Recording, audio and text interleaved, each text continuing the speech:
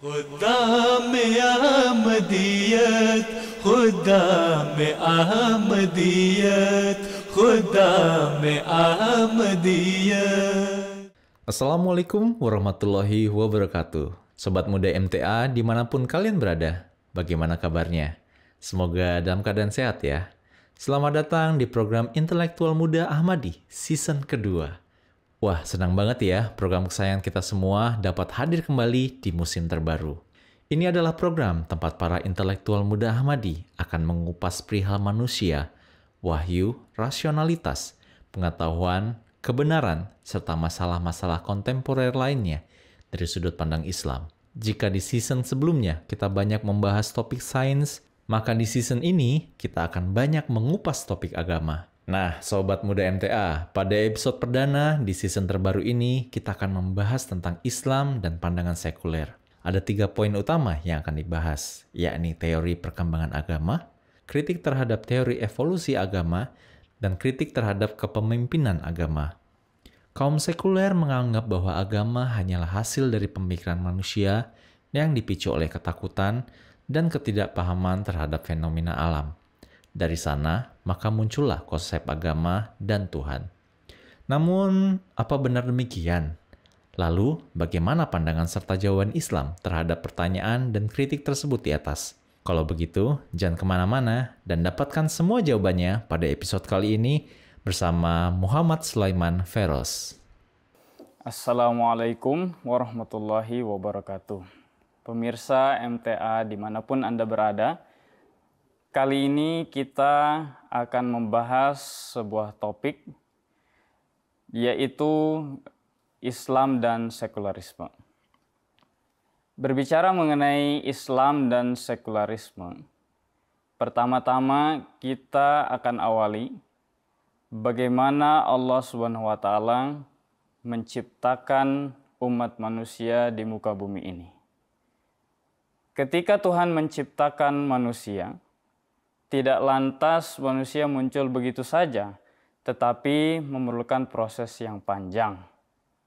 Itulah yang disebut dalam istilah ilmiah ialah evolusi. Ketika masa evolusi manusia telah mencapai taraf di mana umat manusia dalam pandangan Tuhan sudah layak dari segi akalnya untuk kemudian menerima suatu aturan, suatu nizam, di mana dia diharuskan membentuk tatanan masyarakat yang beradab. Nah, pada saat itulah kemudian Tuhan sendiri mengutus di muka bumi ini seorang utusan yang kita kenal dengan istilah Nabi. Pemirsa sekalian, pada saat Nabi diutus ke muka bumi ini, maka dia kemudian membawa aturan untuk diterapkan dalam masyarakat. Teori yang dinyatakan oleh para ahli sosiologi, di mana manusia pada awalnya tidak beragama, lalu karena dia masih bersifat polos, ia naif, dia lalu kagum atas sosok yang membuatnya takut atau membuatnya takjub.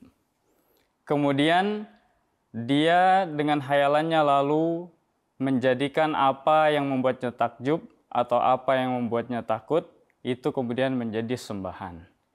Ini menurut para ahli sosiologi.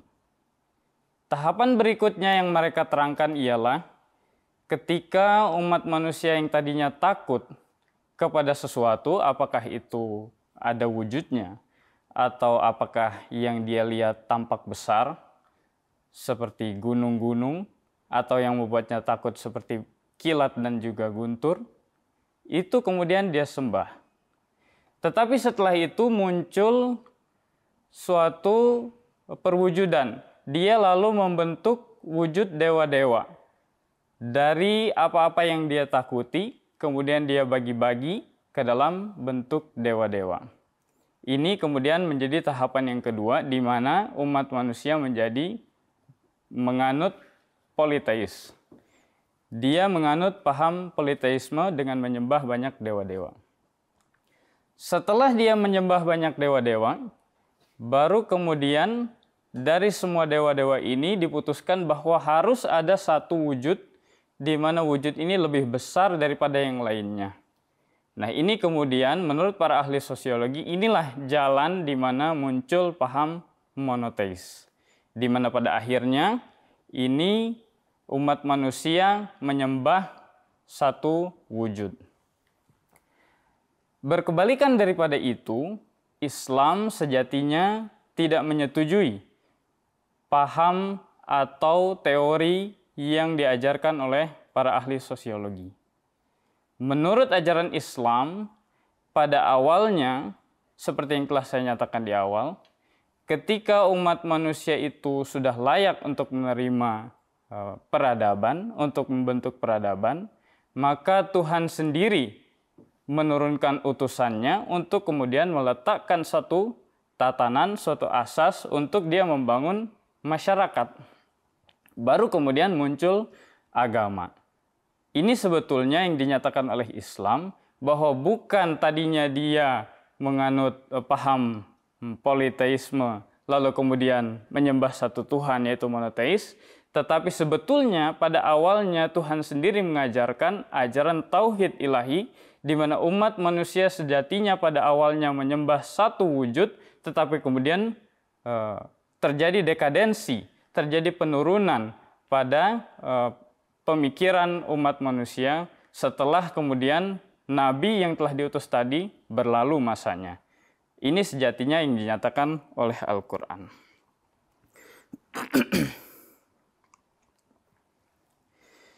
Kemudian setelah tatanan tadi berlaku dalam masyarakat, Nabi tadi telah meletakkan suatu tatanan peradaban yang berlaku pada masyarakat, lalu kemudian masanya berlalu. Setelah itu muncul sosok-sosok lain, sosok-sosok yang diagungkan pada tatanan masyarakat yang telah dibentuk oleh Nabi tadi. Nah, oleh karena masa Nabi tadi telah berlalu, maka tidak 100% murni ajaran tadi masih diterapkan pada kelompok masyarakat tersebut. Terjadi suatu tatanan masyarakat yang berkurang atau menurun moralnya. Oleh karena itu, pemimpin-pemimpin agama yang datang setelah kedatangan seorang nabi itu mulai menunjukkan suatu hal yang bertentangan.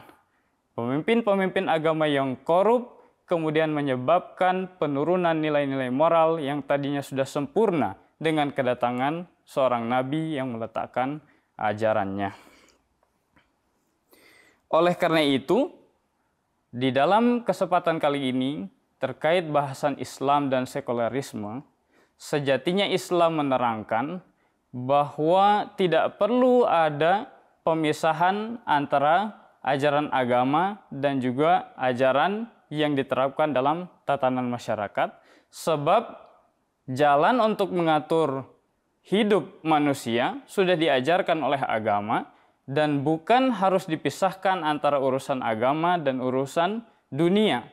Sebab agama sendiri ketika diturunkan oleh Tuhan itu justru menjadi pengaturan untuk dapat menjalankan peradaban yang benar dalam bermasyarakat.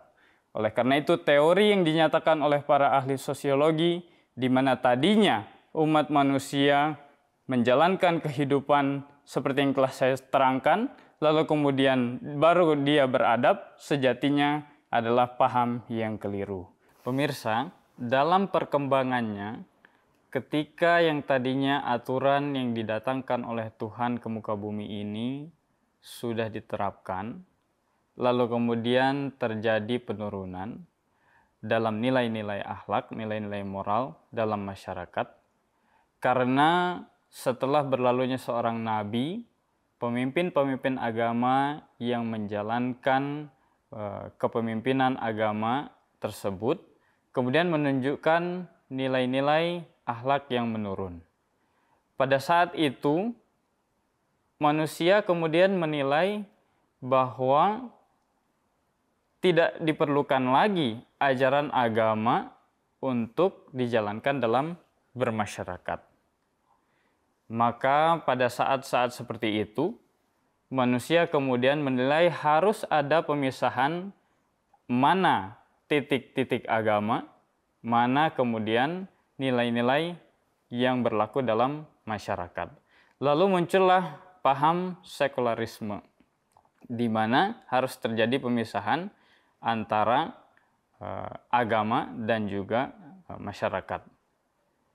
Muncul pertanyaan, apakah saat ini ketika umat manusia sudah mengalami kemajuan yang luar biasa dalam bermasyarakat, dalam bernegara, apakah kemudian saat ini masih dibutuhkan lagi kehadiran agama dalam masyarakat?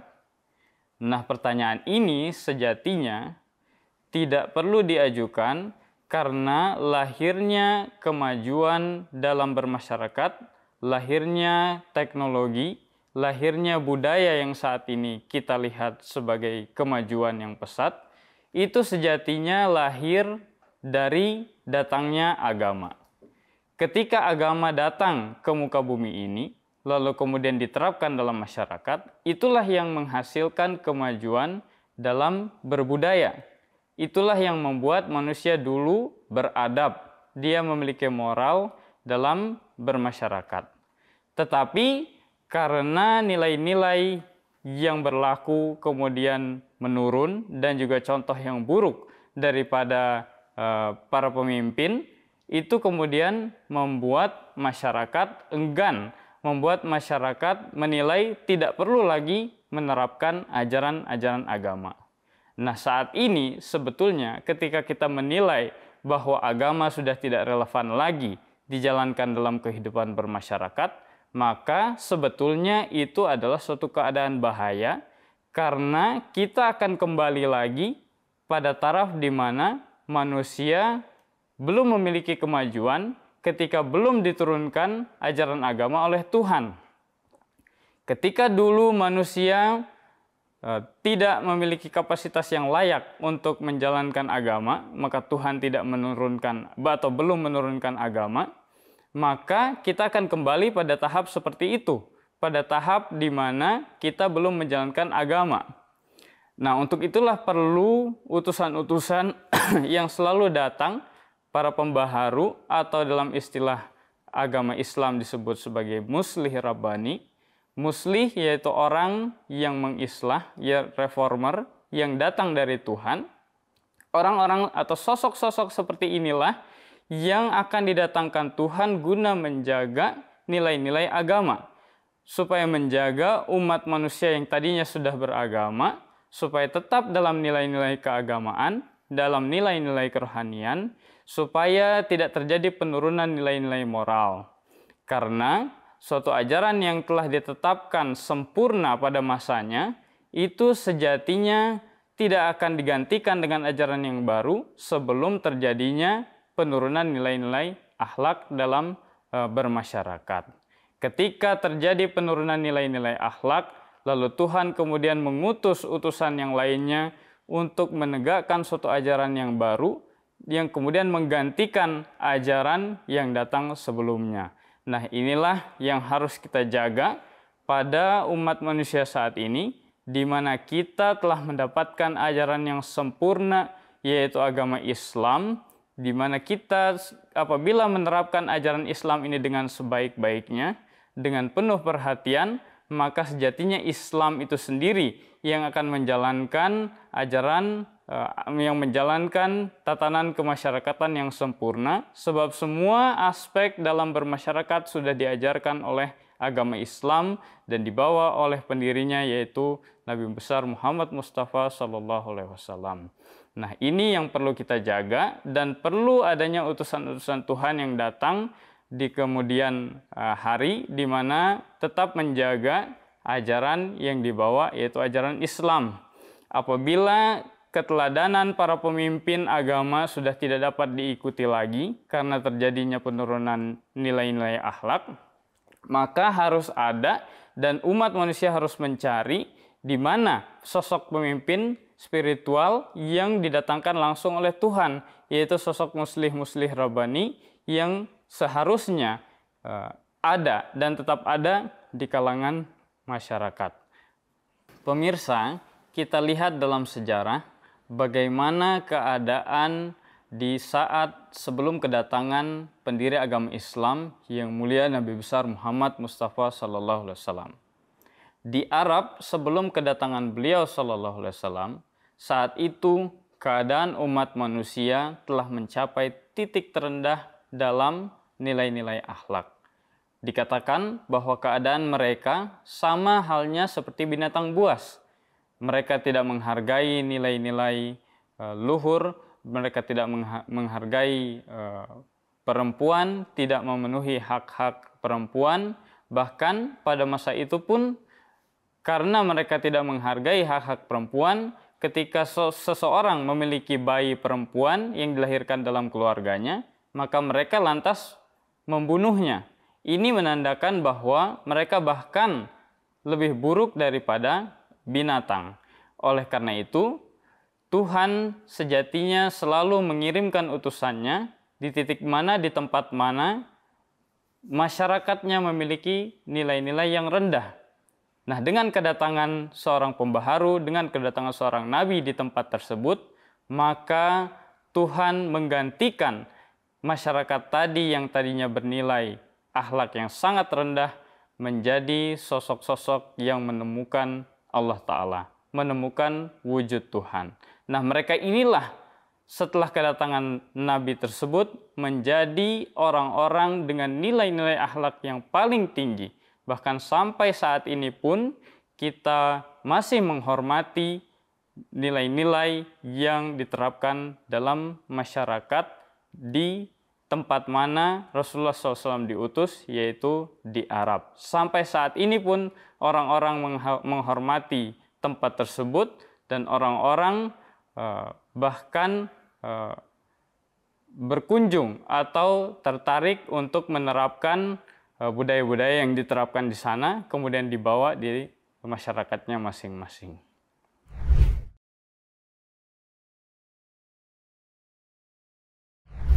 Terkait pertanyaan ini, paling tidak ada dua hal yang harus kita jadikan tolak ukur.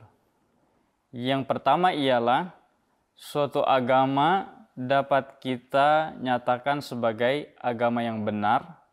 Apakah saat ini dia benar, ataukah dulu dia menjadi suatu agama yang benar pada masanya? Yang pertama ialah eksistensinya atau kehadirannya akan tetap ada dan pengikutnya masih ada sampai sekarang. Walaupun itu jumlahnya tidak lebih banyak atau dia tergolong minoritas. Tetapi yang menjadi poinnya ialah dulu ketika agama tersebut adalah agama yang paling benar pada masanya, yang paling sempurna pada masanya, itu kemudian akan tetap bertahan sampai sekarang. Artinya kita masih bisa menyaksikan bahwa agama tersebut masih hadir di masyarakat dan ada pengikutnya. Itu yang pertama.